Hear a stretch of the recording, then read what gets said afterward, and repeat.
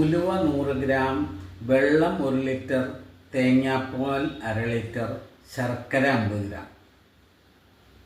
ഇത് ചേർത്ത് കഞ്ഞി വെച്ച് കുടിക്കുന്നത് തന്നെയാണ് ഉലുവക്കഞ്ഞി എന്ന് പറയുന്നത്. ഇത് പ്രമേഹ രോഗികൾക്ക് കഴിക്കാം. അതിൽ പഞ്ചസാരയിലുള്ള ശർക്കരയല്ല ചേർക്കണേ. പിന്നെ എല്ലാവർക്കും ഉപയോഗിക്കാവുന്ന ഒരു കഞ്ഞിയാണ് ശരീര വളർച്ചയ്ക്കും വൈറ്റമിൻസിന് കിട്ടാവുന്നത് നാളികേരക്കഞ്ഞി.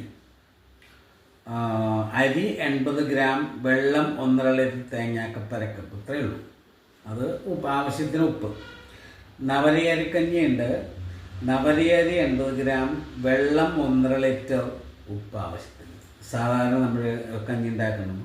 ദശപുഷ്പക്കഞ്ഞി എങ്ങനെ ഉണ്ടാക്കുന്നത്? ദശപുഷ്പം എല്ലാതും 10 എണ്ണം കൂടി ഇടിച്ചു പിഴിഞ്ഞ നീര് 250 മില്ലി, വെള്ളം 1 ലിറ്റർ, പശുവിൻ പാൽ 500 ml,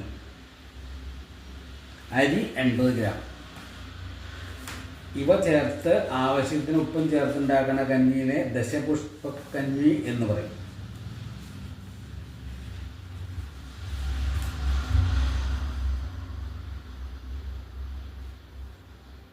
ഇത്രയും കഞ്ഞികളെ കുറിച്ച്